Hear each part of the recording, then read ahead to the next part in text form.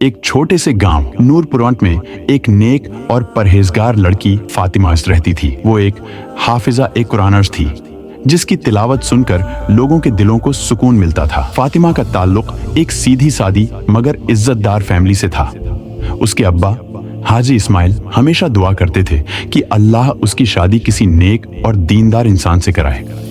एक दिन गांव में एक अजनबी आया और फातिमा के अब्बा के पास उसका रिश्ता लेकर पहुंचा।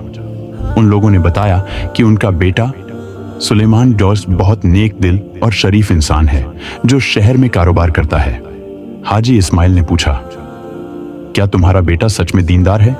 क्या वो कुरान पढ़ता है और 5 वक्त की नमाज पढ़ता है?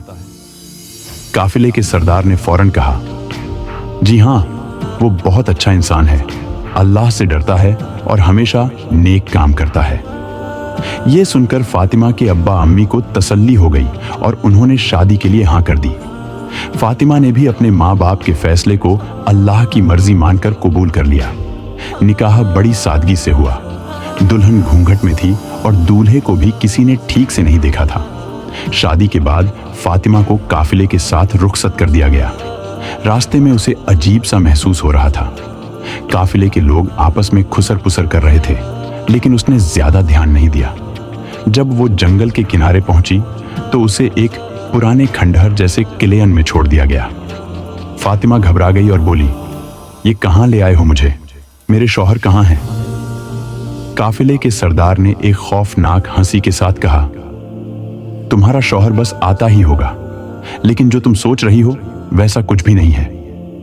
यह सुनकर फातिमा का दिल जोरों से धड़कने लगा। रात हो चुकी थी और वो किला और भी डरावना लगने लगा।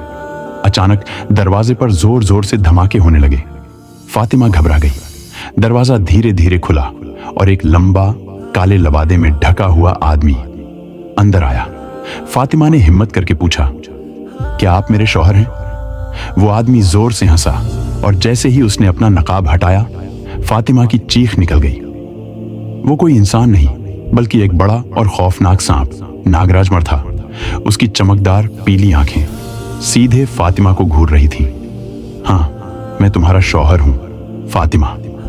नागराज की आवाज गूंजी। फातिमा का दिल कांपने लगा। उसने कांपते होंठों से कहा, ये धोखा क्यों?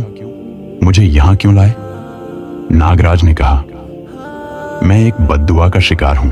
कई 100 साल पहले एक जादूगर ने मुझ पर जादू कर दिया था। उस जादू को तोड़ने के लिए मुझे किसी पाक दिल हाफिजा लड़की से शादी करनी थी। तुम मेरी आखिरी उम्मीद हो।